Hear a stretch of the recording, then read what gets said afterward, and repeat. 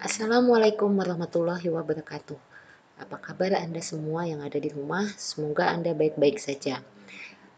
Pada pertemuan ini, saya akan membahas mengenai bagaimana caranya melakukan metode forecasting.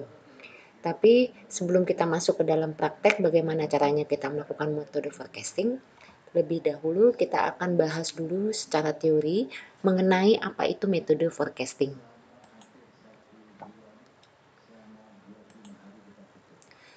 Uh,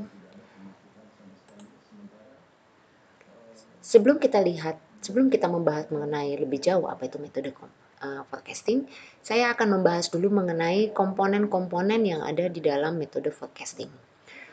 Metode forecasting itu sendiri pada dasarnya merupakan metode peramalan yang biasanya digunakan untuk meramal dari data-data dan persamaan-persamaan yang menggunakan data-data time series. Seperti kita ketahui sebelumnya bahwa dalam analisis kuantitatif, yang mana di dalam analisis kuantitatif itu sendiri kita ingin melihat bagaimana fenomena dari suatu kejadian yang berkaitan dengan kejadian lain. Ini yang sering kita bahas pada mata kuliah metodologi di semester-semester sebelumnya. Bahwa di dalam kehidupan sehari-hari kita sering melihat bagaimana suatu kejadian itu terjadi karena adanya kejadian lain. Dan apabila kejadian-kejadian itu kita katakan sebagai suatu variabel, di mana kejadian yang terjadi itu merupakan suatu variabel dependent dan variabel yang membentuk kejadian itu sendiri yang disebut dengan variabel independen. Nah, kali ini kita akan membahas juga mengenai komponen-komponen dari deret waktu. Seperti kita ketahui bahwa data itu sendiri dibagi menjadi 3. Salah satunya adalah data deret waktu atau yang sering disebut dengan data time series.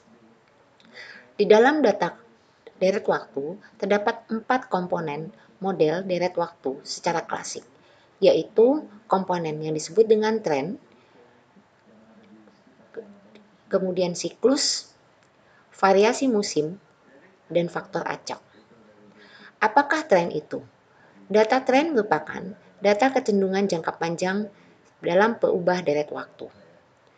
Sedangkan data siklus menjelaskan data yang memiliki pergerakan di sekitar rata-rata nilai peubah atau koefisien dalam data time series di atas atau di bawah tren jangka panjang. Sedangkan komponen model deret waktu yang lain adalah variasi musiman, di mana di dalam variasi musiman ini sendiri, data tersebut akan menunjukkan bagaimana deretan-deretan dari time series tersebut akan menghasilkan suatu puncak dan lembah seperti pada siklus. Tetapi biasanya lamanya adalah 1 tahun atau kurang, dan biasanya data ini menunjukkan data dalam jangka pendek.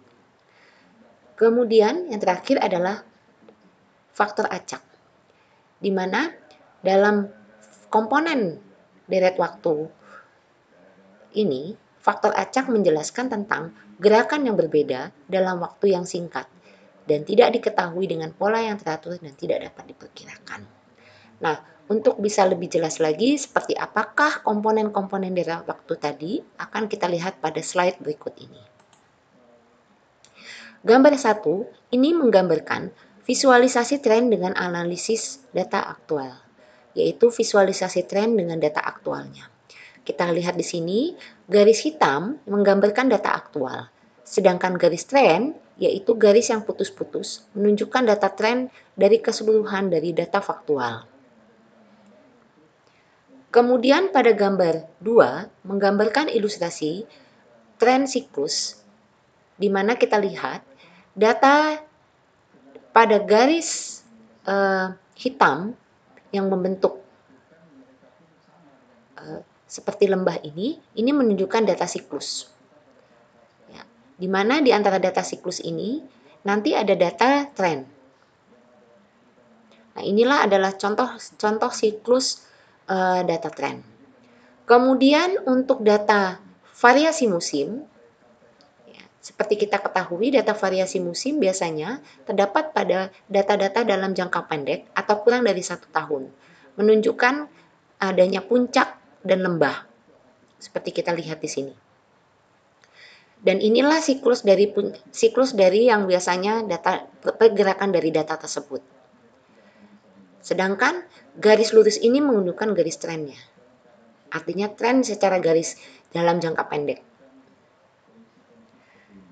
Dan yang terakhir adalah data tren linier. Tren linier menunjukkan kecenderungan data di mana perubahannya berdasarkan waktu adalah tetap atau konstan. Nah, ini menunjukkan adalah tren liniernya. Di mana diketahui untuk persamaan dalam membentuk tren linier ini kita butuh yang namanya persamaan atau equation. Pertanyaannya, apakah persamaan itu? Persamaan itu adalah secara kuantitatif menunjukkan hubungan antara variabel dependen dalam hal ini adalah y, apabila kita kasih notasi y, dengan hubungannya dengan konstanta a dan variabel independen pada waktu tertentu. Nah, apabila persamaan kuantitatif dari persamaan linear ini diinterpretasikan dalam kehidupan sehari-hari, kita bisa melihat bagaimana suatu kejadian tertentu, yaitu Y, ya, ini dibentuk atau dipengaruhi oleh satu variabel tetap dan satu atau lebih variabel independennya dalam waktu tertentu. Nah, sehingga garisnya akan terlihat seperti ini. Ini garis yang menunjukkan garis persamaan dari estimasi ini. Dan titik-titik inilah yang menunjukkan jumlah sampelnya.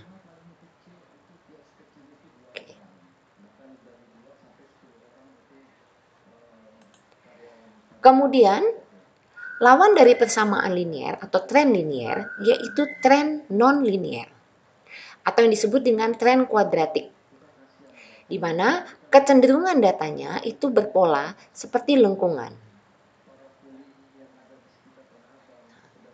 Di sini menunjukkan estimasi persamaannya terdapat nilai eksponensial. Kita lihat di sini ada eksponensial pangkat 2, ya.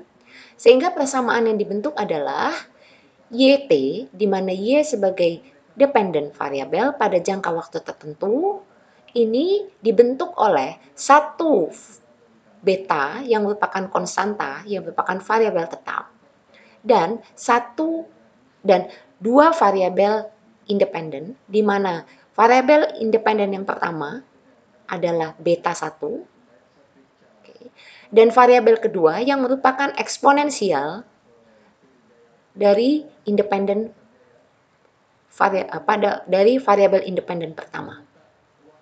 Sehingga pola dari gambarnya apabila persamaan ini akan dibentuk estimasi persamaannya, ini estimasi persamaannya, apabila ingin diestimasi seperti apa garis trennya, gambarnya akan seperti ini. Mungkin agak berbeda dengan persamaan linier yang cenderung garisnya merupakan garis lurus. Dan titik-titik di sini yang tanda hitam ini menunjukkan jumlah observasi atau sampel atau responden yang kita miliki.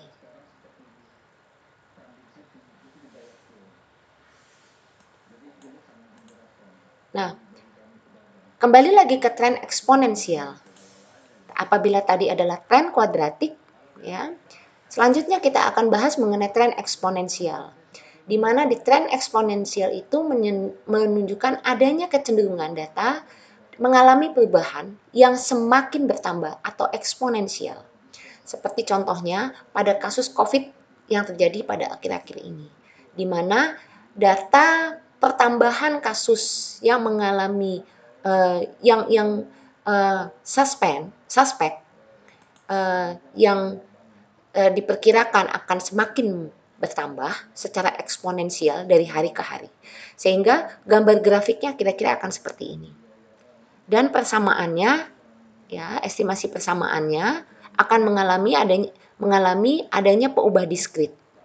Sehingga di sini estimasi persamaan Anda bisa lihat bahwa Y sebagai variabel dependent, ya, itu terjadi akibat adanya perubahan secara eksponen di dalam variabel dependentnya.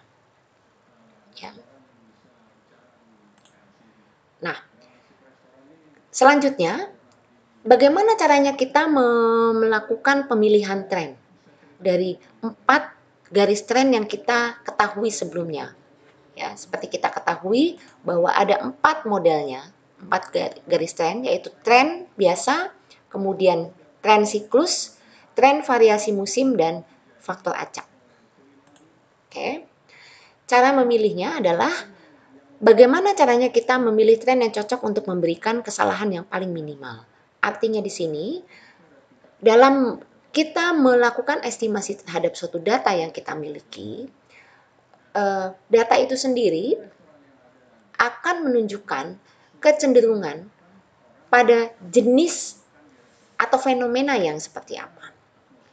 Nah, sehingga dengan tren yang cocok ini, dengan pemilihan tren yang cocok ini, akan memberikan kesalahan yang paling minimal. Selain itu juga, dalam menentukan pemilihan tren dari keempat tren itu, dapat kita lihat dari standard error of estimation atau SEA dan R-square ataupun adjusted R-square. Mungkin Anda masih ingat apa itu R-square? R-square ini menunjukkan hubungan atau yang disebut dengan correlation, yang menunjukkan hubungan antar variabel. Sedangkan adjusted R-square menunjukkan bagaimana nilai residual terhadap nilai errornya. Residual itu apa? Residual itu artinya selisih antara observasi terhadap nilai estimasi pada data sampel. Sedangkan error menunjukkan selisih antara data atau nilai observasi terhadap data atau nilai estimasi pada populasi atau pada data populasi. Nah, kemudian dari data tadi dengan pemilihan tren tadi, selanjutnya nanti ada metode bagaimana caranya kita melakukan estimasi data time series dengan melakukan metode moving average, di mana metode moving average ini sendiri merupakan salah satu metode pemulusan dari estimasi atau prediksi suatu data. Mengapa? Karena rata-rata bergerak, umumnya yang ada pada data-data time series itu bersifat pemulus atau smoother yang secara sistematik akan mengurangi noise dalam observasi. Noise di sini artinya adanya gangguan. Sehingga dengan adanya pemulusan moving average tadi, pola data, apakah data itu akan terpola cenderung pada linear kah atau pada kuadratik kah, siklus kah, ya, biasanya akan mudah lebih diketahui. Dan kemudian juga dengan metode moving average ini, pola data akan mudah untuk diprediksi atau diramalkan. Secara garis besar, ada 2 metode moving average. Yang pertama disebut dengan simple moving average atau yang disebut juga dengan metode proses konstan. Di sini digambarkan simple moving average atau proses konstan adalah suatu metode di mana kita asumsikan data itu mengalami perubahan secara konstan. Kemudian, jenis yang kedua adalah double moving average atau yang disebut dengan metode tren linier, di mana kita ketahui bahwa kita asumsikan bahwa data yang kita miliki itu bersifat linier. Nah, nanti kita akan bahas bagaimana caranya kita akan melakukan estimasi data tren dengan menggunakan eFuse, ya, atau dengan menggunakan eFuse dan juga dengan menggunakan SPSS sekaligus. Mungkin itu saja, kita akan mulai dari cara melakukan pengolahan data ya dengan menggunakan eViews tadi dan SPSS. Pertama-tama kita akan buka dulu datanya, di mana di sini saya sudah sediakan data. Oke. Ini saya pakai kasus inflasi M1 atau uang beredar dan SBI dalam periode tahun Januari 2003 sampai Juni 2010. Oke, sini saya sudah buat datanya. Oke, kita lihat di sini. Saya sengaja memang untuk tahunnya saya tidak buat, ya, saya tidak buat karena memang kenapa tidak saya buat di sini? Karena data ini akan langsung saya linkkan kepada data eViews. Sehingga apabila kalau misalnya saya masukkan data tanggalnya di sini, takutnya nanti akan terbaca oleh program eViews. Jadi data ini sengaja saya sembunyikan tanggalnya. Harusnya datanya kira-kira seperti ini.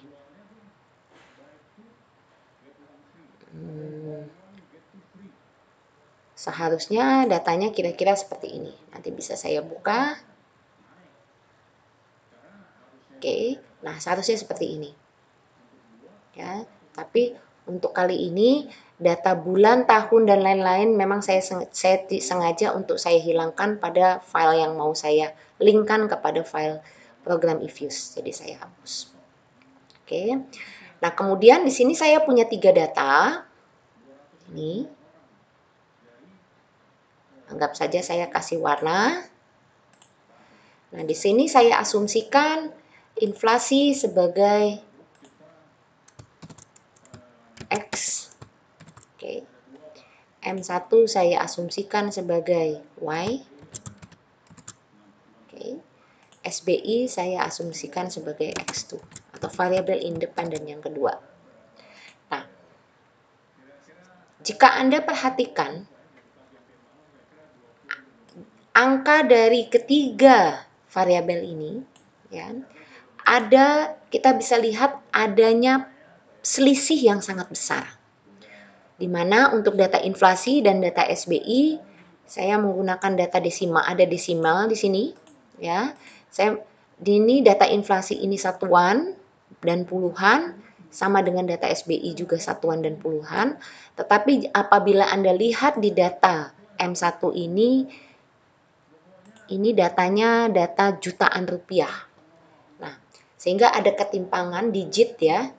Kalau di dalam variabel yang pertama inflasi dan variabel SBI itu digitnya itu hanya 2 digit, sedangkan di M1 itu bisa sampai 6 digit. Jadi ini ada selisih yang cukup besar. Nah, sekiranya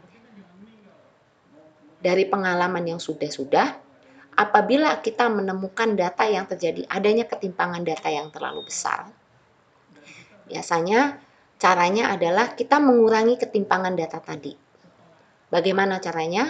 Data yang besar ini kemudian saya learn-kan. Ya, saya learn-kan untuk mengurangi digit. Karena learn ini merupakan kebalikan dari eksponensial, ya. Jadi ini saya buat di sini sama dengan ln kurung, kemudian saya klik yang ini, yang sel yang memang saya tuju, kemudian saya enter. Oke. Dan selanjutnya, ya, dan seterusnya. Oke. Kemudian saya sort.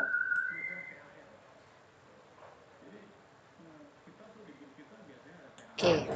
Sehingga didapatlah data M1 yang sudah saya learn-kan. Saya kasih judul learn di sini.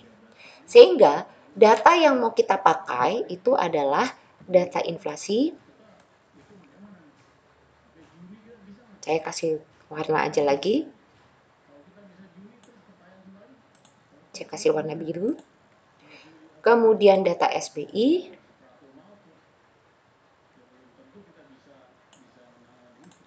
terhadap data learn M1. Jadi dalam hal ini data original dari M1-nya tidak saya pakai. Oke lah. Selanjutnya, dengan data ini kita akan mulai untuk membuat forecast. Terlebih dahulu, kita harus mencari dulu regresornya atau nilai regresinya. Ya. Sehingga dalam hal ini kita perlu dengan bantuan bisa Anda menggunakan secara manual dengan Anda menghitung sendiri, tapi Anda bisa juga menggunakan bantuan dengan menggunakan SPSS atau maupun eFuse ataupun program-program lainnya seperti Amos maupun Disraeli. Dalam hal ini saya hanya menggunakan eFuse dan SPSS. Mungkin langsung saja kita mulai dengan cara bagaimana mengolah data ini dengan menggunakan eFuse. Pertama-tama kita buka dulu eFuse-nya, ya, termasuk juga SPSS-nya, ya, karena nanti kita akan pakai juga. Oke.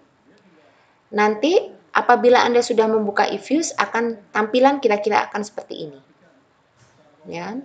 Anggap saja kita belum punya data. Sehingga kita perlu meng-create data dulu terlebih dahulu. Jadi kita create dulu datanya. Ini saya tutup dulu eFuse-nya biar supaya nggak membingungkan karena nanti itu tahapan yang kedua ya. Kita mulai dulu create a new file, new eFuse work file. Kemudian tampilan setelah kita membuka create new file, tampilannya akan seperti ini.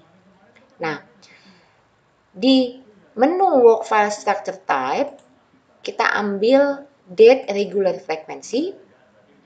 Kenapa? Karena untuk data-data time series, biasanya data-datanya berupa data-data regular frekuensi dengan menggunakan jangka waktu atau menggunakan periode waktu.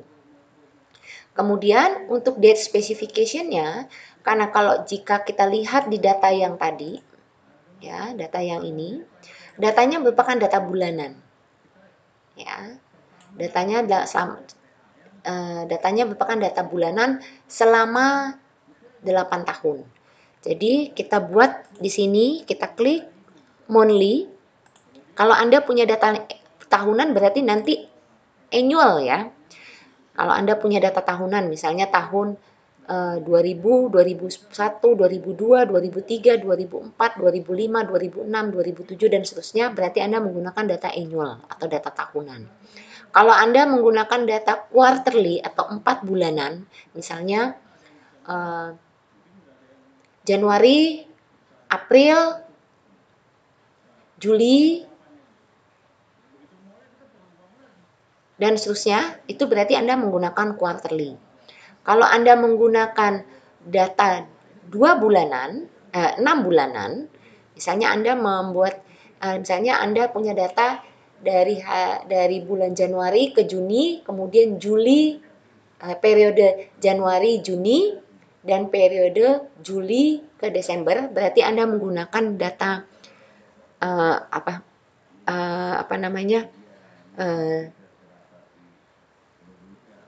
sini nih, ya, bimonthly, dan 2 bulanan. Dan seterusnya. Kalau Anda punya data mingguan, berarti Anda masukkan weekly. Kalau Anda punya data, ternyata datanya data harian, berarti Anda menggunakan daily, 7 day week, dan seterusnya. Ya, di sini saya menggunakan data monthly. Oke, start date-nya kapan? Kalau kita lihat di sini, Januari 2003 sampai Juni 2010. Berarti di sini saya tulis 03. Jan ini menunjukkan Januari, boleh Januari, terserah. Ya, terserah Anda. Yang jelas ini menunjukkan bulanan. Oke. Langsung saya oke.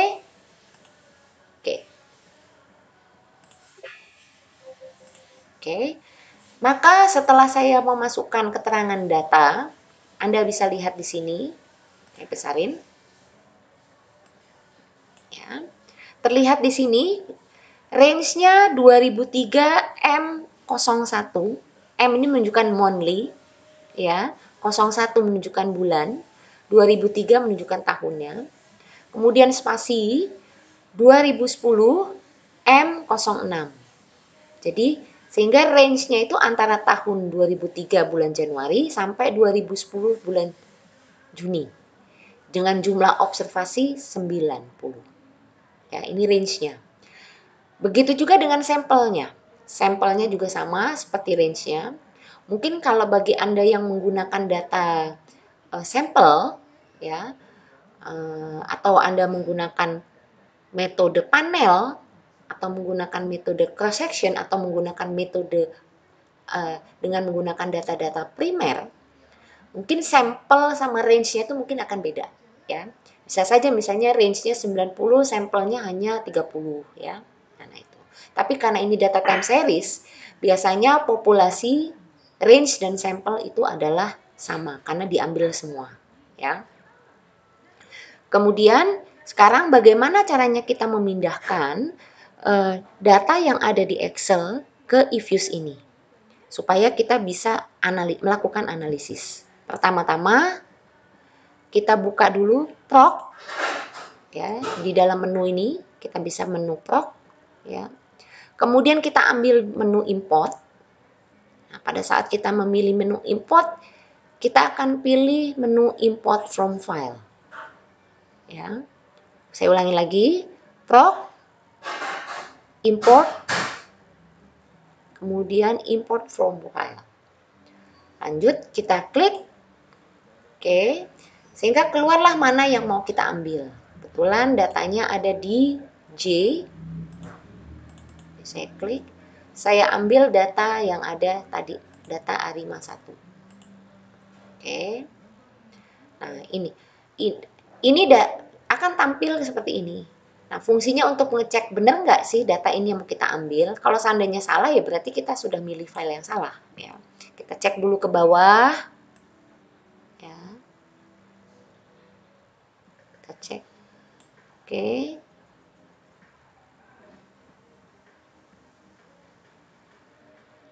Oke, kita ambil, kita langsung kita next. Nah, ini dilihat lagi untuk variabelnya, kira-kira benar atau tidak. Kita next, oke, akan ketemu seperti ini. Kemudian date rate-nya boleh kita pakai create new, boleh, ya.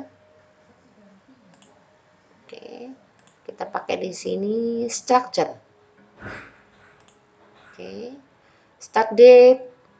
Nah, ini kita pakai monthly seperti tadi. Start date Januari 03.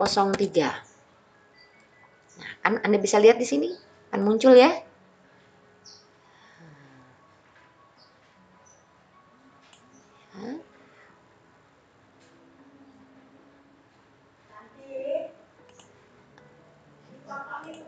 Oke, maka akan ketemu seperti ini. Ya, sehingga kita bisa lihat di sini akan muncul variabelnya, ya. Di sini ada konstanta, ada inflasi sebagai X1, kemudian ln, ya. Tadi dikatakan ln itu yang nanti mau kita pakai sebagai Y prediction-nya, kemudian SBI sebagai X2 atau independen yang kedua. Nah, sekarang artinya kalau sudah begini, artinya kita sudah memindahkan data dari Excel ke eViews, ya. Nah, sekarang bagaimana caranya kita melakukan estimasi sehingga kita bisa langsung melakukan estimasi. Caranya adalah kita mengklik dari kesemuanya ini, tapi nggak semua yang kita klik, ya. Yang kita klik susunannya biasanya adalah bisa kita buat susunannya di sini seharusnya adalah Y sama dengan, ya, A0 itu adalah konstanta ditambah B1 X1 ditambah B X2. Berarti inilah susunannya. Sehingga dalam hal ini kalau susunannya persamaannya adalah seperti ini, berarti susunannya harus konsisten dengan persamaan yang mau kita masukkan di dalam if-use. Sehingga tadi kita ketahui bahwa yang sebagai variabel dependennya itu adalah LM, berarti LM dulu kita klik. Kemudian selanjutnya adalah C. Boleh juga C kita tidak usah isi ya, tidak usah diisi. Kemudian independen yang pertama adalah inflasi, kemudian independen yang kedua adalah SPI. Bagaimana dengan C? Biasanya nanti akan muncul dengan sendirinya. Kita klik kanan, ya, klik kanan. Apabila kita klik kanan akan keluar menu seperti ini. Kita ambil menu open, kemudian kita ambil as equation. Langsung kita klik, saya ulangi lagi. Setelah kita pilih ini, kita klik kanan, kemudian akan muncul ini, menu ini semua. Kemudian menu yang paling atas, yang open, kita pilih, kemudian kita pilih as equation. Langsung kita klik. Sehingga equation specification-nya akan seperti ini terbaca. Ya. ln M1. Nah, ini sebagai Y-nya, inflasi X1 sebagai independen pertamanya, SPI X2 sebagai independen yang kedua, dan C sebagai konstantanya. Nah, mungkin C-nya aja yang kita pindahkan ke depan, karena kalau kita mau ngikutin persamaannya sama seperti yang di Excel tadi, berarti C-nya itu harus di depan, pas di belakang LM inflasi. Kita kasih spasi, karena spasi ini menunjukkan bahwa antar variabel, ya. Jadi, ini harus ada spasinya. Oke. Nah, hasilnya akan seperti ini. Ya. Sehingga nanti bisa kita lihat. Langsung kita okekan. Ini ada yang tadi ini. Oke. Langsung kita, karena begini ya. Oke. Sehingga akan keluar seperti ini. Inilah persamaan yang mau kita cari. Anda bisa lihat di sini. Dependent variable ln M1. M1 yang sudah di-learn-kan. Ya. Kemudian metodenya least square. Sampelnya ini Anda lihat bisa di sini. Bisa Anda lihat. Ya. Include observation-nya 90. Oke. Nah, kemudian Anda bisa lihat di sini. Ini adalah koefisiennya. Oke. C-nya 13,37. Inflasinya 0,03, SBI-nya negatif 0,106, R square-nya 0,14, adjusted R square-nya 0,12. Kemudian ini T statistik untuk masing-masing koefisien, ya. Nanti kalau Anda di statistik inferensial, biasanya Anda mau lihat nih antara T statistik dengan T ininya, mana yang ditolak, mana yang tidak ditolak, ya biasanya gitu untuk uji hipotesis dan lain-lain. Tapi kita tidak bicara, tapi untuk pertemuan ini kita tidak bahas tentang itu. Begitu juga dengan probability-nya, ya. Ternyata antara inflasi dengan SBI, ternyata kemungkinan yang besar untuk muncul atau ini berpengaruh itu justru adalah SBI, ya, karena dia kurang dari 5%, berarti dia cuma 0,6%. Oke, kemudian F statistiknya. Tapi kita nggak lihat itu. Karena ini materinya sesuatu hal yang beda. Nah, ini coba kita masukkan. Nah, pertanyaannya, bagaimana caranya kita mau melakukan forecast? Anda bisa langsung membuatnya, kira-kira. Ya, forecastnya kira-kira akan seperti ini. Ya. Jadi forecast name-nya apa? Oh, saya mau forecast nilai LN-nya. Berarti berarti di sini forecast dari nilai LN, nilai inflasi SBI dan konstanta terhadap LN. Ya, kira-kira kan seperti apa nilai forecast-nya? Kita akan buat di sini, gambarnya akan seperti ini. Ya. Jadi ini kira-kira, nah ini nilai actualnya, ya. Ini nilai maksimalnya. Anda bisa lihat, ini nilai minimumnya. Nah, kalau Anda sudah ketemu dengan gambar seperti ini, Anda bisa melakukan suatu prediksi. Kira-kira pada tahun-tahun ini, ya, nilai M1 di bulan-bulan ini seperti apa sih kondisinya? Ya, kondisinya seperti apa? Nah, ini bisa lihat nilai tertingginya.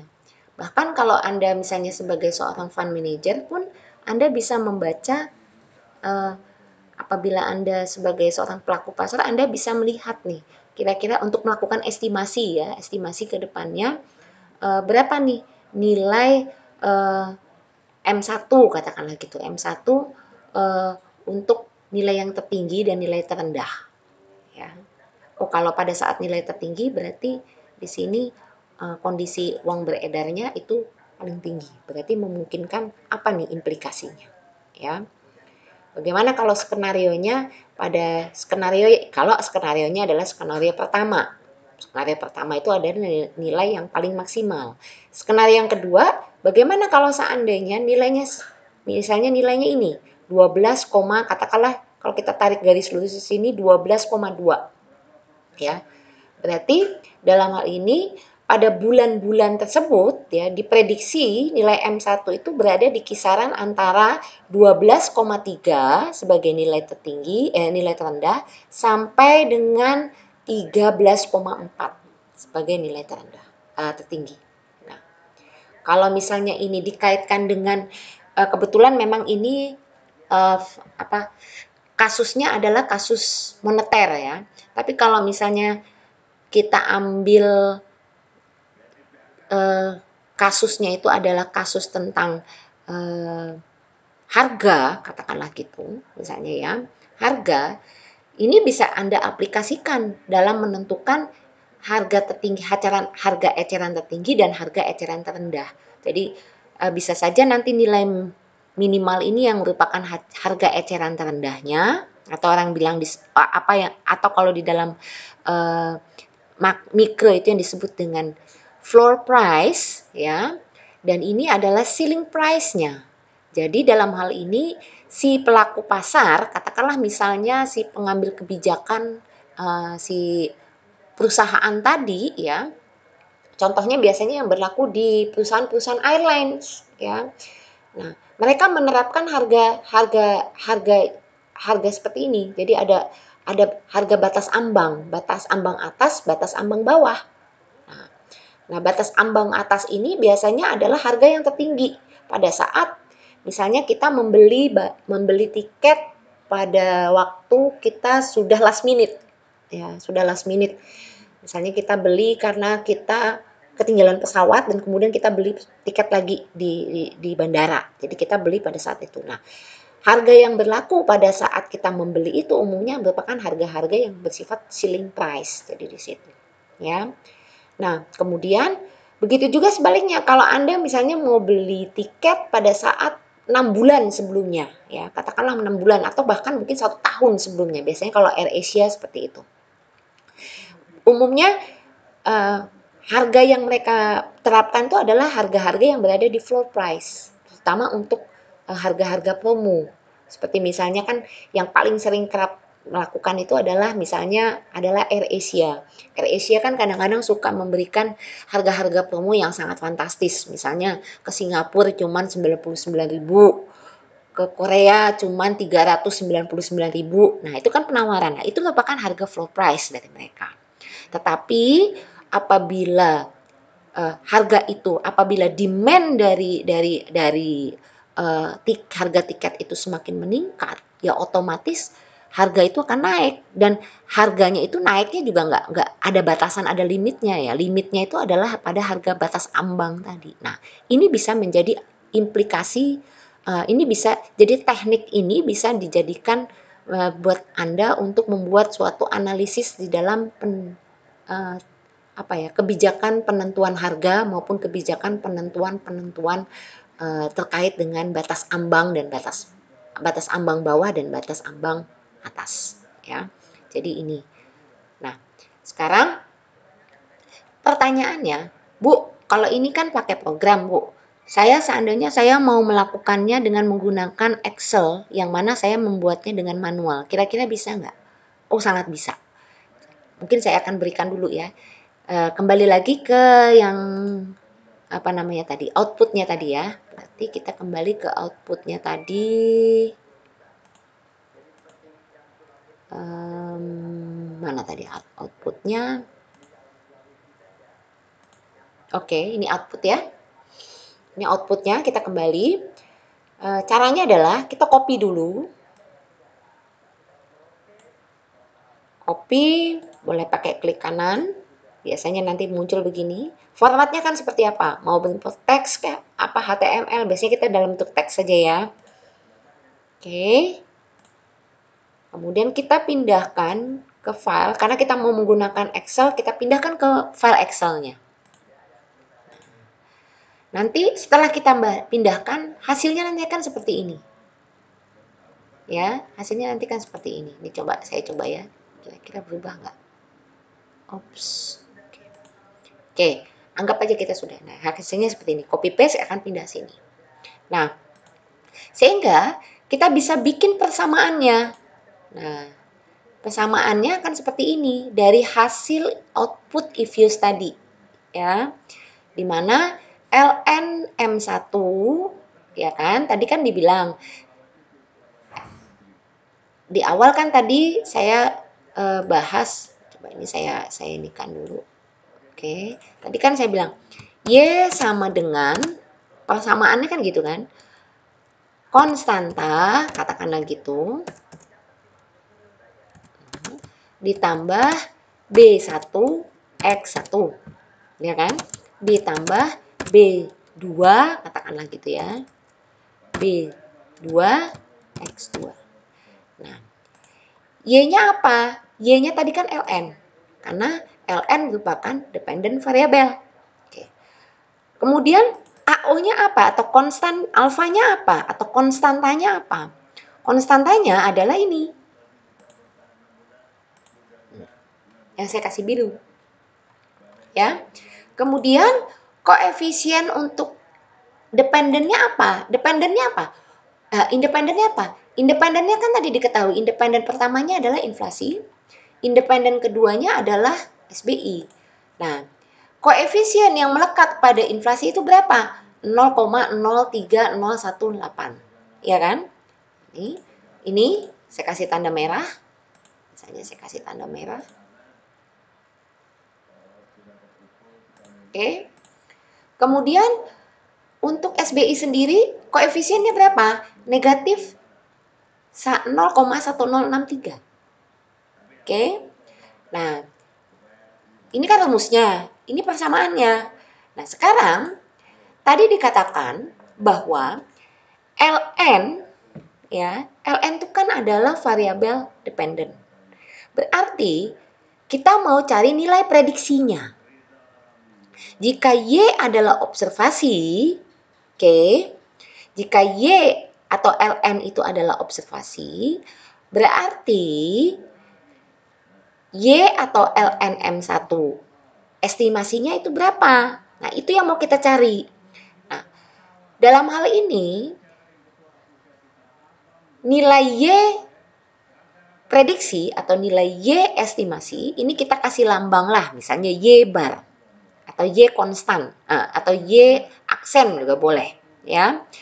Nah, di mana Y bar atau Y aksen atau Y topi, ada juga yang menggunakan istilah Y topi, itu sama dengan rumusnya adalah 13,37253 yang diperoleh dari hasil output if use tadi, yang saya kasih tanda-tanda tadi, ya.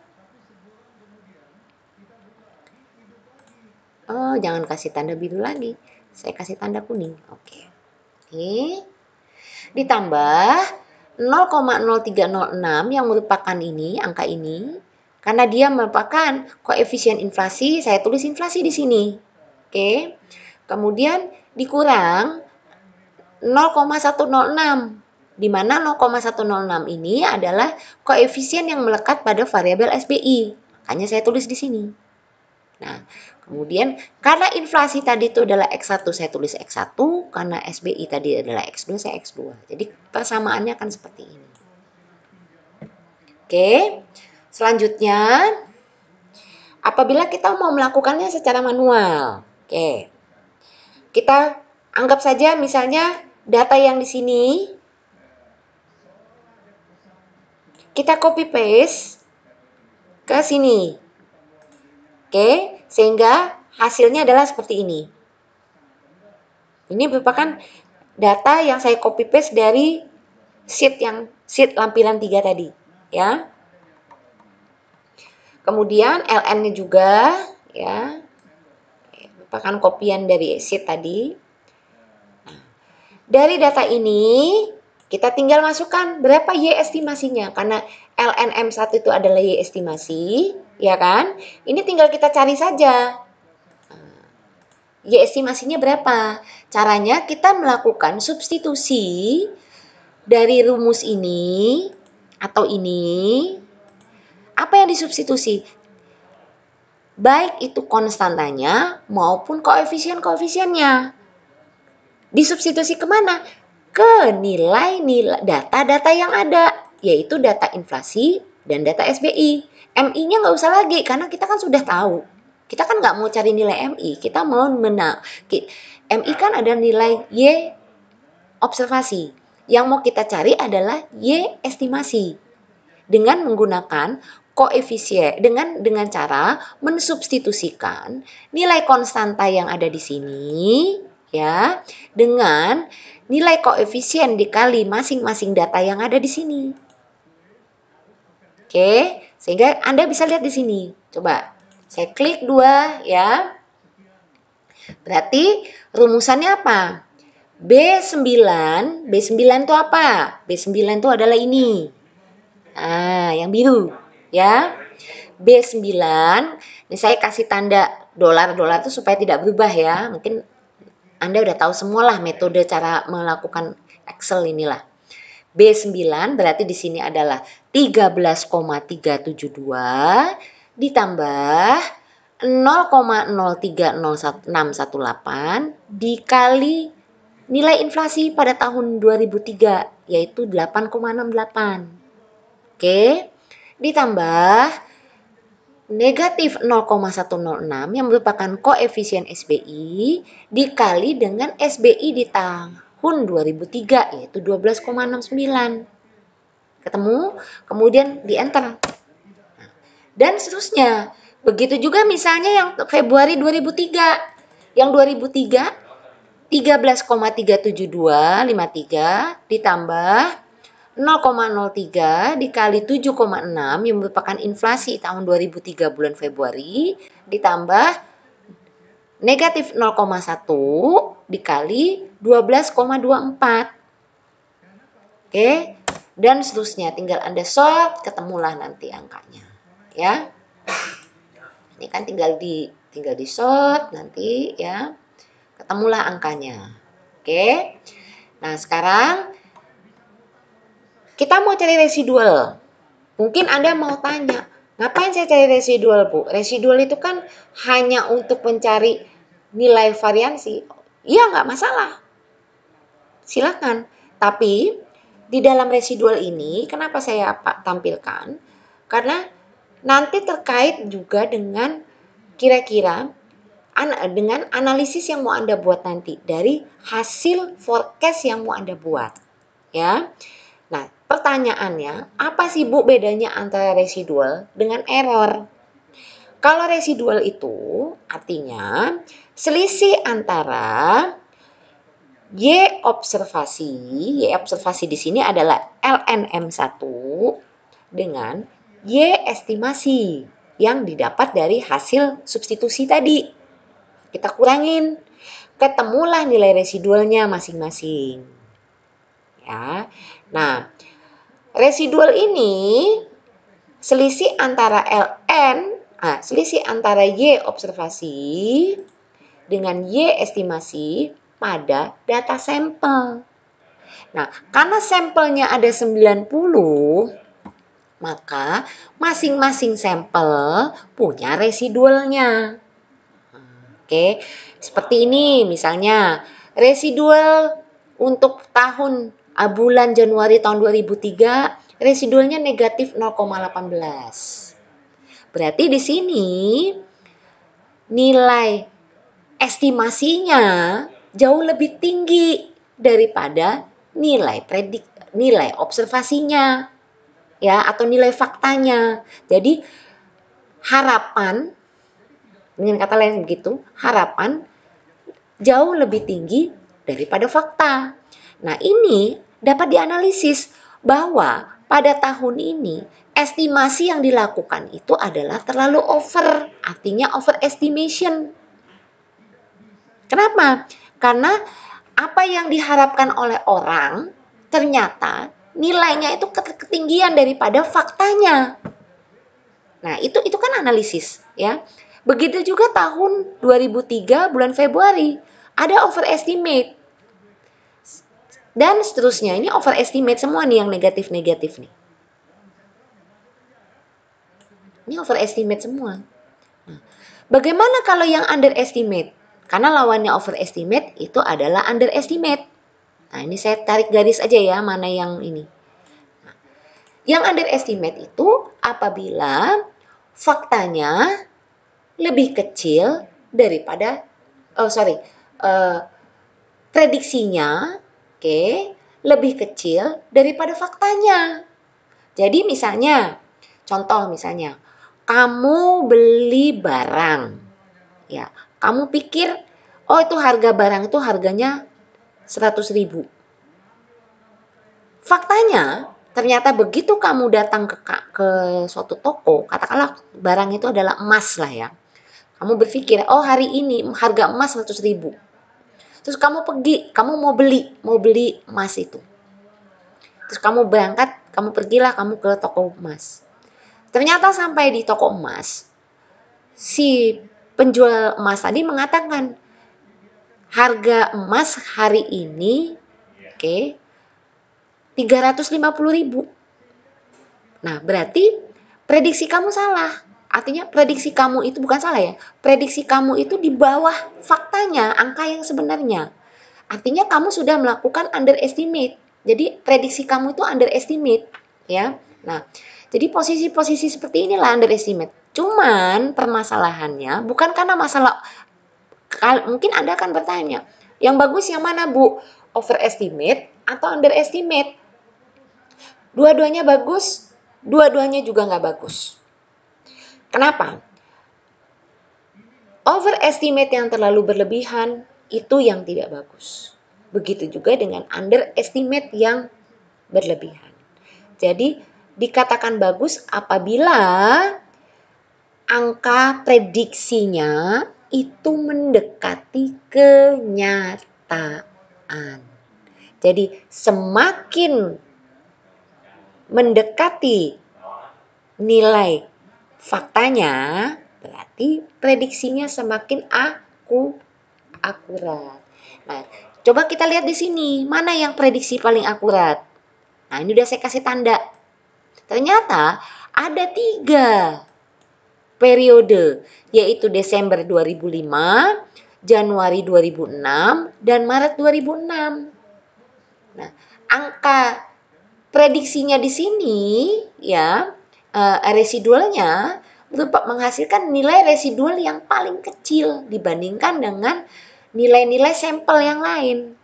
Sehingga bisa dibilang pada bulan-bulan inilah antara prediksi dengan fakta itu mendekati kedekatan. Jadi prediksinya mendekati kenyataan, ya. Meskipun dia ada overestimate di sini, di sini underestimate, tapi dia paling kecil. Nah, tinggal kita lihat nanti di antara 3 ini mana yang kira-kira paling mendekati 0,02 kah, ya, negatif 0,02 kah, negatif 0,01 kah, atau justru 0,09. Ternyata yang paling mendekati dengan faktanya adalah yang Maret 2006. Nah, kondisi inilah ya berarti faktanya. Dan nanti akan kita lihat antara garis tren dengan garis-garis linearnya kita akan bisa lihat nanti. Oke ya. Sekarang balik lagi. Kalau tadi itu adalah residual, residual itu untuk menghitung selisih antara nilai observasi terhadap nilai estimasi pada masing-masing data sampel. Selanjutnya, kita bisa melihat nilai error. Nah, nanti kalau Anda yang ngambil keuangan, ya, nilai ini bisa dikembangkan menjadi nilai variansi. Ya, bisa dikembangkan nanti bisa ketemu nilai VAR-nya. Ada standar deviasinya, ada nilai variansinya.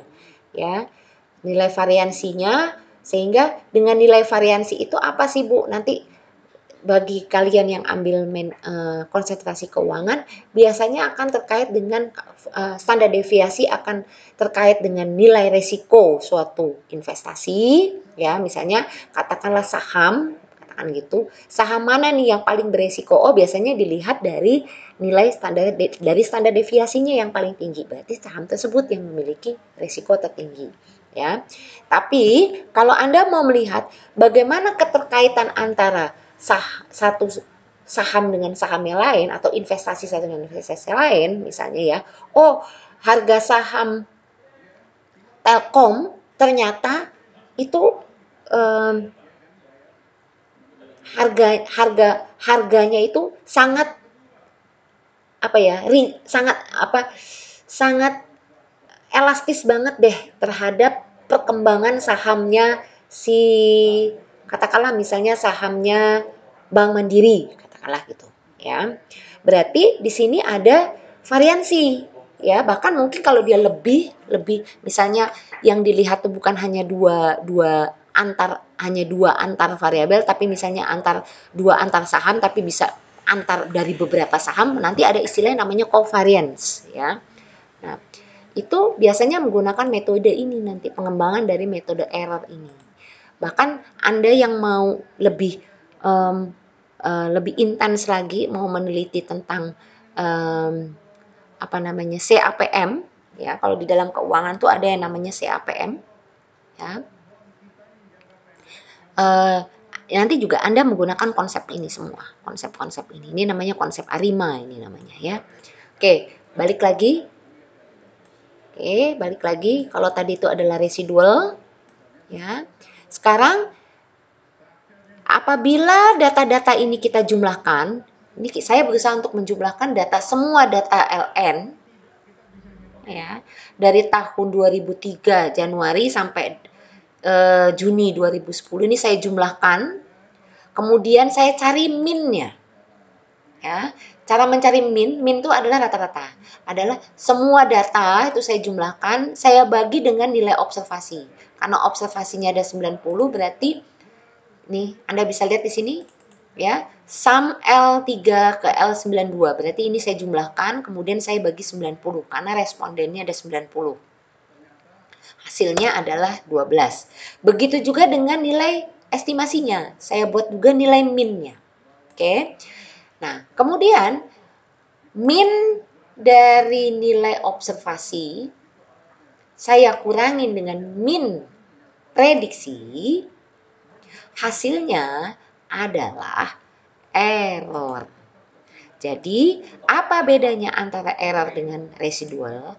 Bedanya cuma pada data. Kalau residual itu adalah melihat selisih antara observasi terhadap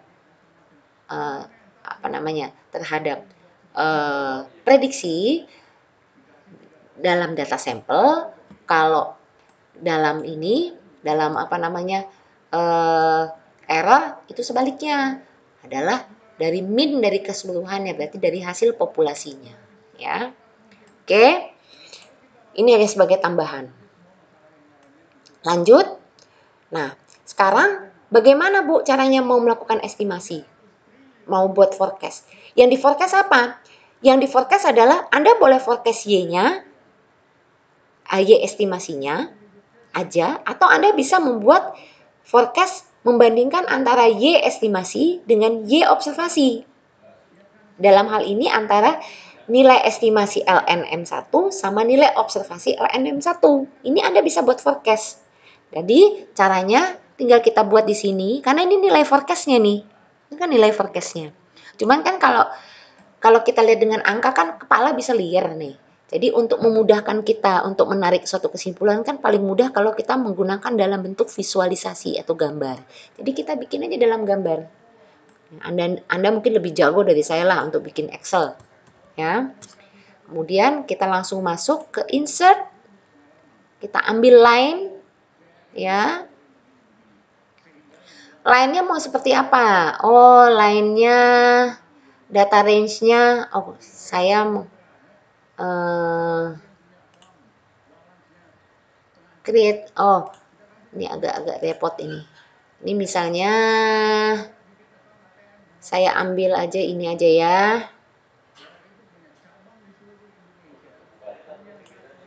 kemudian saya ambil ini, saya mau modelnya seperti apa. Oh, saya mau modelnya seperti ini. Nah, oke, inilah kira-kira forecastnya ya, gambar forecastnya kalau Anda mau lihat. Caranya misalnya Anda bisa langsung di sini, saya agak kurang paham. Modelnya mau seperti apa? Mau seperti inikah? Mau seperti inikah? Atau mau seperti ini? Rasanya atau mau seperti ini. Ya. Saya mau modelnya seperti ini aja lah udah. Cuman kan ini nggak kelihatan nih karena banyak angkanya ya. Kemudian saya buang aja angka-angkanya ini, seriesnya. Ya. Seriesnya ini saya ambil edit. Oke, series pertama saya ambil LN. Oke, series yang kedua saya edit juga, saya ambil estimasi. Ya, kalian lebih jago lah. Ya, gambar editnya nanti ini ya, 1, 2, 3 dan seterusnya. Kira-kira gambarnya akan seperti ini. Mana tadi ini? Ya, kan gambarnya seperti ini. Terus misalnya lagi Anda mau select data, Anda mau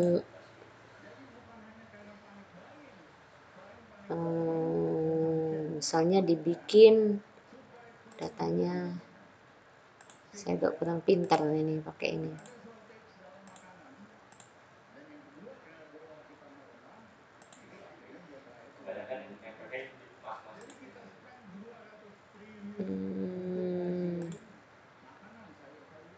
Ini datanya mau saya buang ya, data tabelnya saya buang aja, none aja lah, saya buat di none.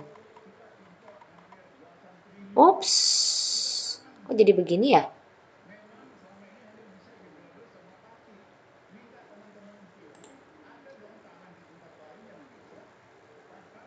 Oh my god. Oh iya iya iya iya iya iya. Tadi ke switch. Nah, oke, gambarnya kan seperti ini, ya. Nanti title-nya tinggal Anda buat di sini nanti ya. Nah, nanti utusan Anda lah utusan ini. Nah, kita bisa lihat di sini. Anda bisa lihat yang garis biru ini merupakan prediksinya, observasinya, garis observasi. Ya, ini forecast ini namanya ya. Kemudian yang merah ini adalah nilai estimasinya. Ya. Nah, sekarang kita mau lihat, Bu, saya mau bikin gambar garis tren. Bagaimana cara buat garis trennya? Udah, kita tinggal di sini nanti gambar garis trennya. Saya kurang paham di sini garis trennya ada di mana ya?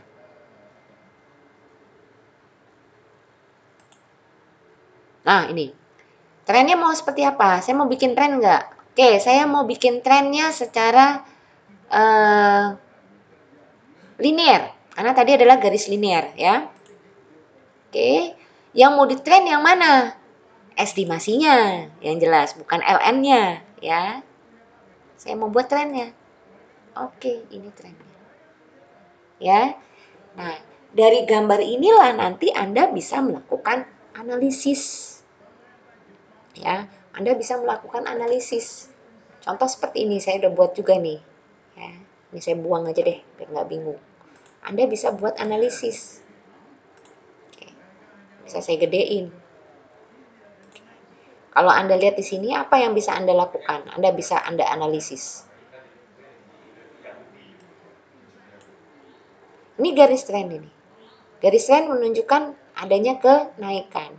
Garis tren itu jadi bedanya, ini adalah garis siklus. Siklus itu adalah jangka pendek. Oke. Tren ini adalah garis jangka panjang. Biasanya tren itu menunjukkan waktu 10 sampai 30 tahun. Ya, kalau Anda ngambil mata kuliah makro, pernah Anda dengar yang namanya istilahnya siklus bisnis. Nah, siklus bisnis itu melihat bagaimana tren selama 30 tahun. Nah, kalau ini belum bisa dibilang siklus bisnis karena dia waktunya belum 30 tahun, ya. Jadi belum bisa melihat trennya selama 30 tahun itu seperti apa. Ya. Kita lihat di sini. Nah, Anda bisa bikin prediksi di sini sama seperti tadi. Ya. Kalau ini adalah buat analisis, kalau ini adalah angka prediksinya, ini adalah observasinya, Anda bisa lihat pada tahun yang pertama, katakanlah gitu, atau pada periode yang pertama, berarti di sini nilai prediksinya di bawah nilai faktanya. Oh, sorry, nilai prediksinya lebih tinggi daripada nilai faktanya. Ya, berarti prediksinya lebih tinggi, ya. Nah, bisa kita lihat lagi, prediksi mana yang paling tinggi, yang ketinggian. Bisa dilihat di sini, kalau Anda gambar, tarik ini adalah poin 27, berarti pada sampel yang ke-27. Saya nggak tahu nih, sampel yang ke-27 itu masuk di sampel yang keberapa nih, kalau kita lihat di data yang awal. Sampel ke-27, kalau dia mulai dari 1, 2, 3, berarti 27, berarti masuk ke sel yang ke-30. Berarti kalau dia sel ke-30, berarti tahun berapa ini kalau kita lihat di sini? Sel ke-30 itu adalah Januari 2005. Ya, Januari 2005. Itu ketinggian, prediksinya ketinggian. Ya, bisa dibilang seperti itu. Oke, selanjutnya lagi ya, ini. Begitu juga ada yang bilang prediksinya kerendahan. Tapi kalau bisa kita lihat di sini dari hasil analisis, ternyata ada tahun-tahun tertentu atau ada periode tertentu yang mana nilai prediksinya hampir mendekati nilai faktanya. Coba kita lihat di sini, ada yang garis bersinggungan nih. Nah, poin ke-39. Berarti kalau kita lihat ini pada tahun yang ke-39 itu, kalau kita lihat di sel ke-39, berarti kalau di situ yang 42 ya.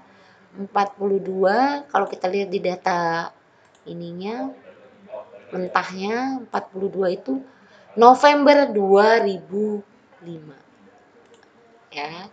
Jadi pada bulan November 2005 ternyata nilai M1 prediksinya mendekati nilai faktanya. Jadi dalam hal ini prediksinya akurat banget gitu loh, akurat sekali ya, karena dia bersentuhan.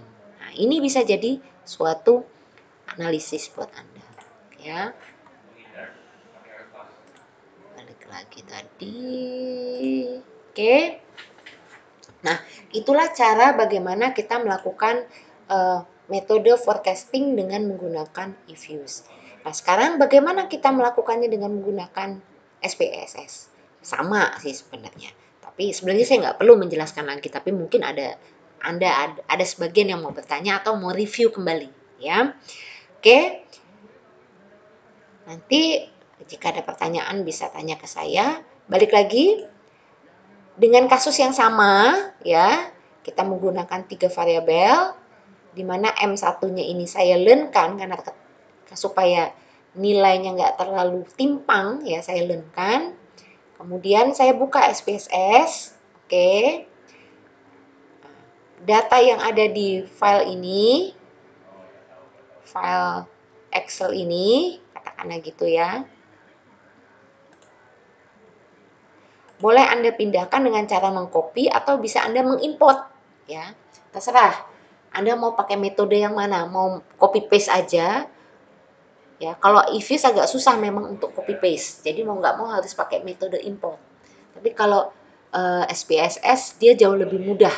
Kita bisa punya dua pilihan, mau pakai copy paste datanya atau mau import filenya. Jadi silahkan, sama aja ya. Ini kita import aja ya. Kita coba untuk belajar mengcopy paste dulu aja. Oke, kita copy paste dulu.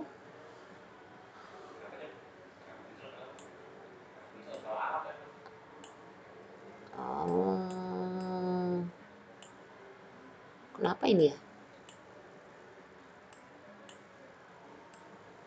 Oke, kita copy paste dulu angkanya. Oops, sorry. Ininya aja ya.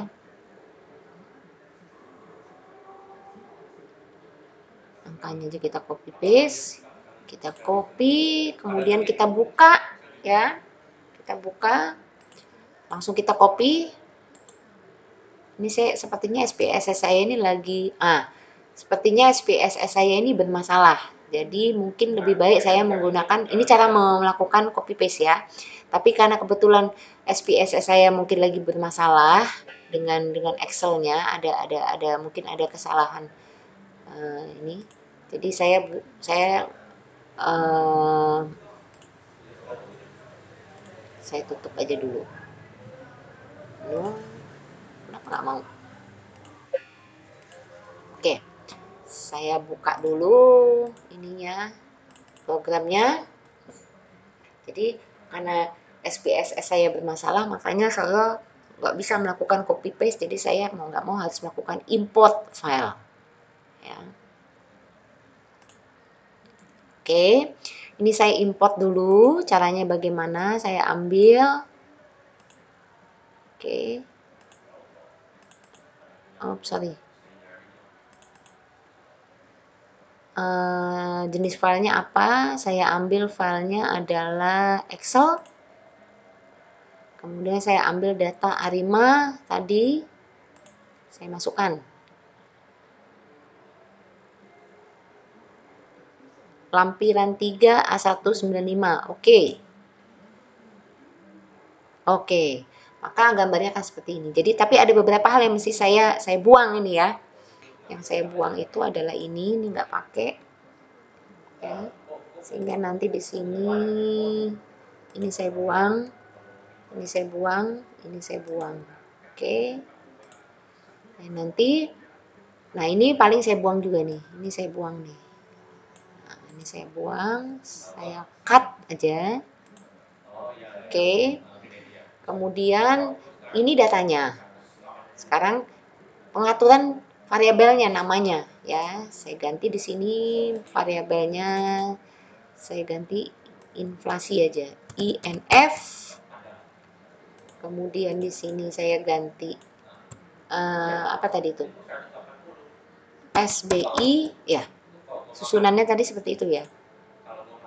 Oh, enggak. M1, maaf.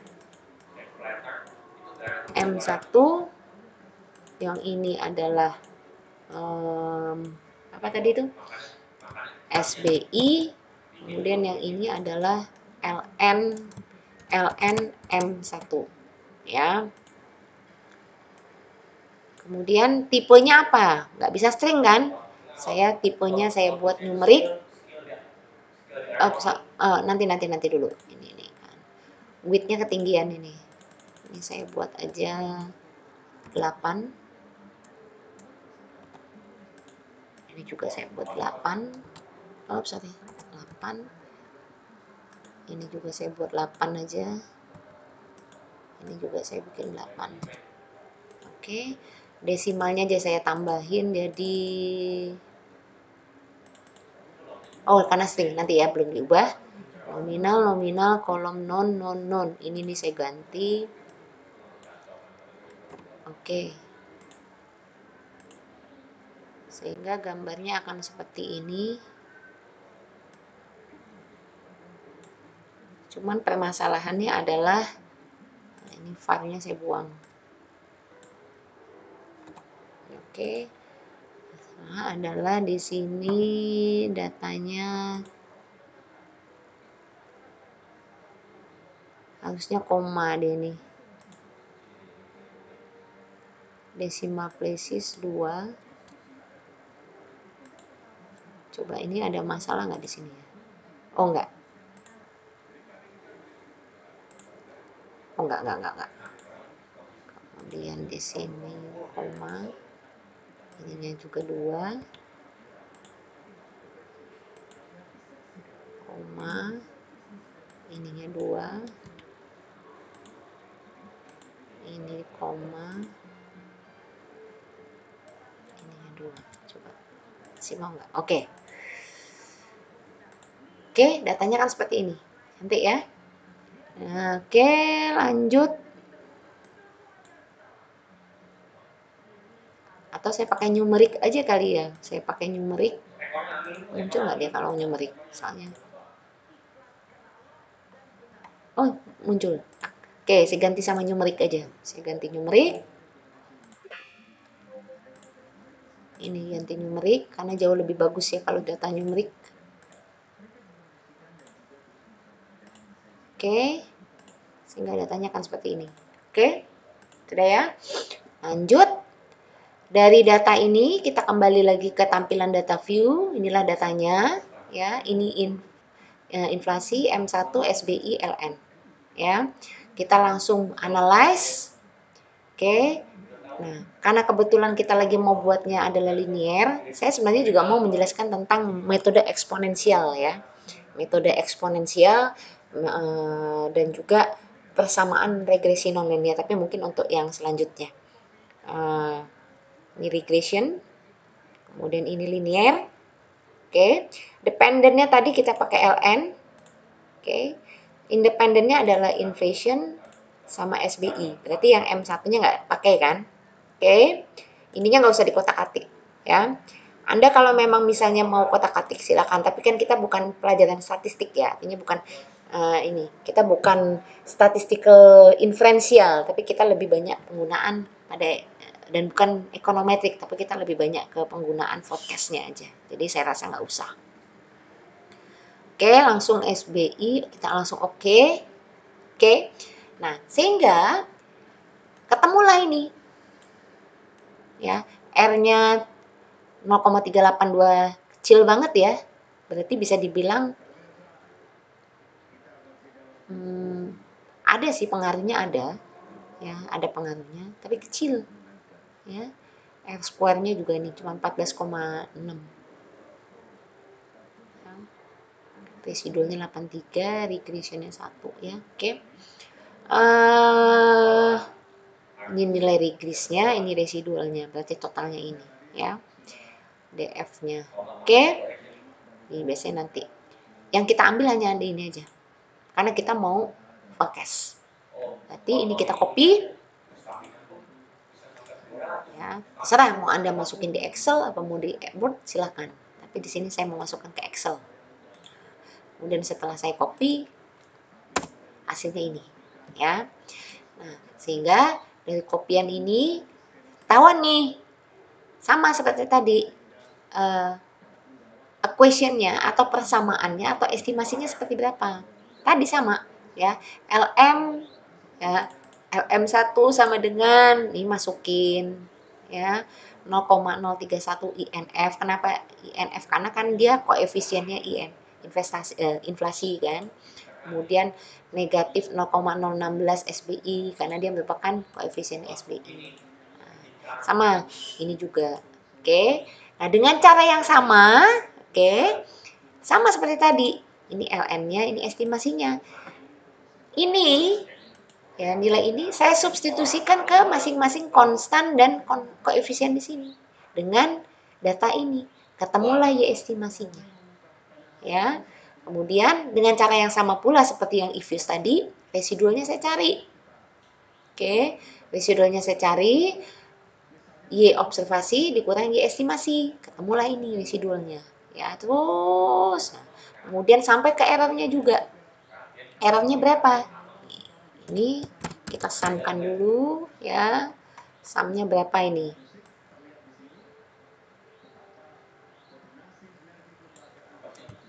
Dibagi 90.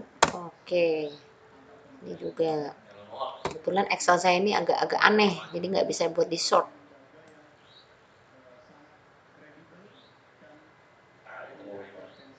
Pasti dia benerin. Sum, oke. Kemudian dibagi 90. Oke, ketemulah ini hasilnya adalah ini dikurang ini. Ya, ketemulah berapa nih angkanya. Ini angkanya masih angka format cellnya masih pakai format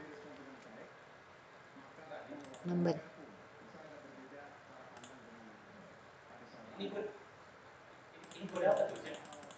Wow, ketemulah ini angkanya ya. Oke, kecil banget tadi residualnya atau errornya ya. Oke, jadi ini. Nah, kemudian sekarang bagaimana caranya mau tarik garis trend buat apa namanya forecastnya. Mungkin kita mulai dulu yang di sini ya. Saya mau bikin forecast, Bu. Oke, kalau tadi ketemu nilai outputnya adalah ini ya. Sekarang kita mau cari nilai forecastnya. Gimana caranya? Saya bikin di sini forecastnya udah ada belum di sini? Oke, saya bikin create models. Oke, time series. Attendantnya adalah ln. Oke, independennya m ini sama ini ya. Nah, ada di dalam SPSS kita boleh pilih mau model ARIMA. ARIMA itu berarti dengan model pemulusan tadi, atau kita nggak, kita bikin model dasarnya dulu. Saran saya kita bikin model dasarnya dulu aja. Nanti kita bandingkan antara model dasar baseline katakanlah gitu dengan model setelah dilakukan teknik pemulusan tadi yang seperti di teori tadi ya. Jadi kriterianya boleh kita, ini kan nggak usah langsung ya, kalau ini langsung kita okekan. Gambarnya kan seperti ini. Mana ini lagi proses. Sama ya?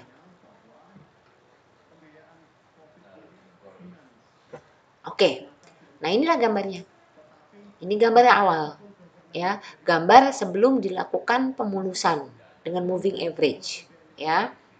Berarti dia tidak melihat komponen-komponen seperti yang tadi dijelaskan. Jadi dia tidak menggunakan komponen-komponen ini. Mana tadi itu?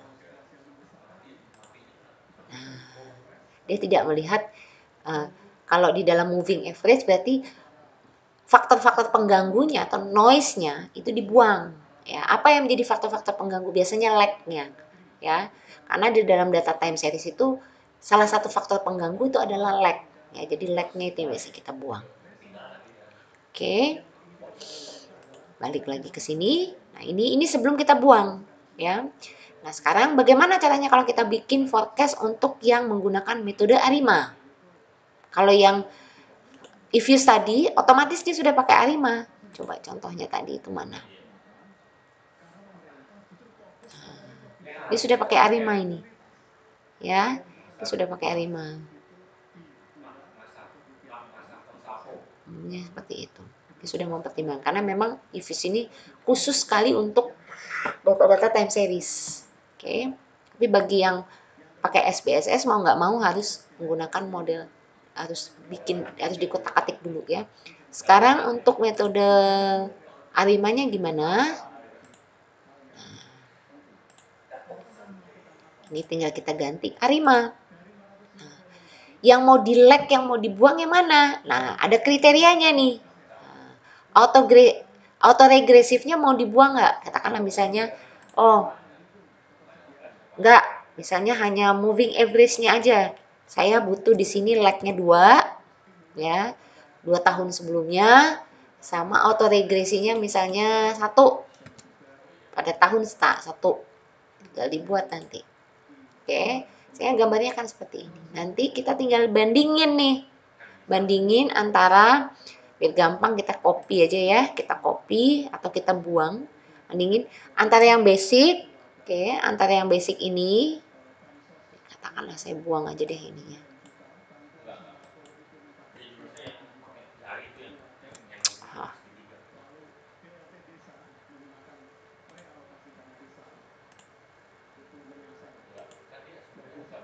Ini saya buang aja ya biar nggak bingung.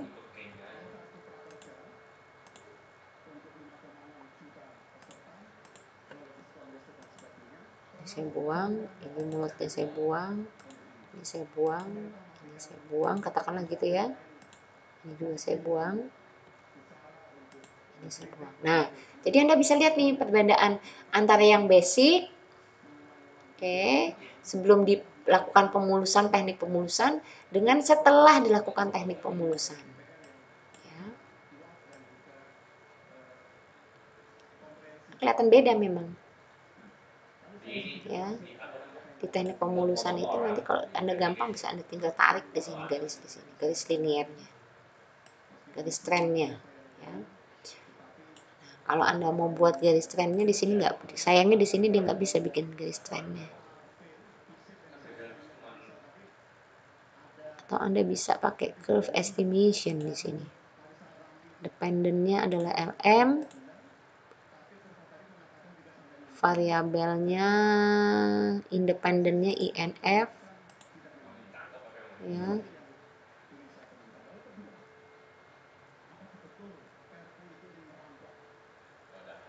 Logaritmik. Ya, nanti bisa nanti seperti ini.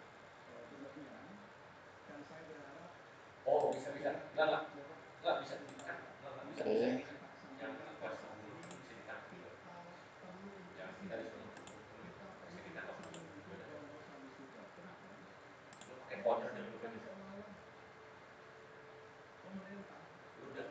Gak usah, langsung aja. Nah, Anda bisa lihat di sini gambarnya kan seperti ini. Ya, ini LM sama ini.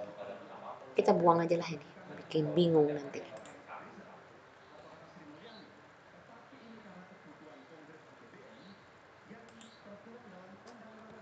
Oke. Ya. Jadi ini.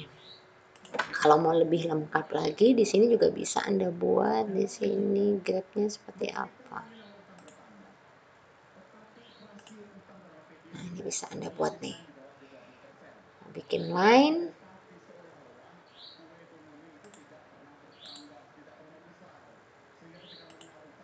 Nah, ini kira-kira kalau di Ifuse.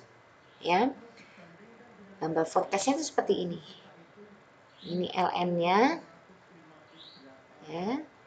Ini inflasinya. Yang warna orange. Yang warna hijau ini adalah SPI-nya. Ini forecastnya untuk forecast keseluruhan ya. Ini bisa Anda masukkan. Misalnya Anda copy, Anda pindahin ke sini. Bisa juga, ya.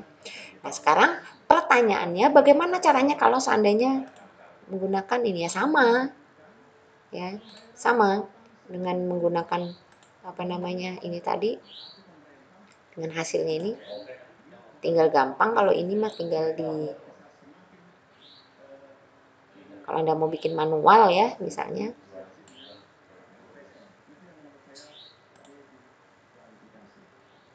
mana tadi itu ini. Oke, gambarnya kan seperti ini. Ya. Terus kalau Anda mau bikin garis trennya ya tinggal Anda pilih aja nanti di sini trennya seperti apa. Untuk seri 1, seri 2. Oh, ini belum saya ada ini kan ya, belum saya benerin. Select datanya, series data satunya saya ganti tadi adalah LM. Kemudian series ininya saya belum ganti ini ke estimasi. Oke. Gambarnya kan seperti ini. Ini saya gedein. Sama ya. Kira-kira sama seperti yang tadi. Gambarnya kan sama. Coba nanti kita bandingkan dengan yang hasil punya Ifuse tadi. Sama nggak? Sama.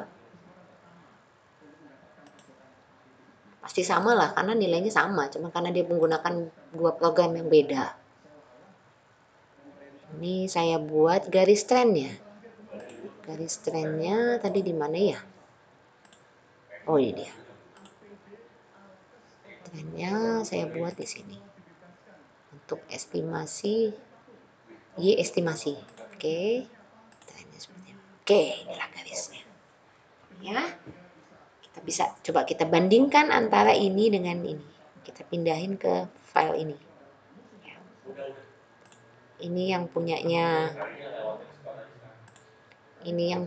eViews. Oke, ini kecilin aja ya. Kita kecilin. Yang ini punyanya SPSS. Sama nggak? Saya yakin pasti sama. Karena angkanya pun juga nggak beda. Walaupun beda-beda koma. Sama ya? Kelihatan sama. Jadi itu saja menurut saya bagaimana caranya Anda melakukan forecasting. Ya. Nanti selanjutnya kita akan masuk ke materi tentang estimasi data non-linear terkait dengan cara melakukan teknik optimasi. Ya, berarti kita di sini akan memadukan antara penggunaan program statistik dengan menggunakan perhitungan kalkulus. Oke, akhir kata saya ucapkan terima kasih. Semoga Anda tetap semangat dan tetap belajar di rumah meskipun kita tidak ketemu, dan saya berharap Anda bisa mempraktekkan apa yang sudah dilakukan pada hari ini di rumah Anda masing-masing, karena saya yakin ini merupakan salah satu cara ini pasti akan terpakai pada saat Anda nanti menyusun skripsi pada umumnya, baik itu di hampir di semua konsentrasi. Jadi bukan hanya untuk anak-anak keuangan saja, tapi bagi Anda yang ambil mata kuliah pemasaran, konsentrasi pemasaran, SDM, bahkan operasional pun terkadang juga menggunakan metode-metode ini. Oke, saya rasa sampai di sini saja. Terima kasih. Tetap semangat, jaga kesehatan. Ya. Wabillahi taufiq wal hidayah. Wassalamualaikum warahmatullahi wabarakatuh.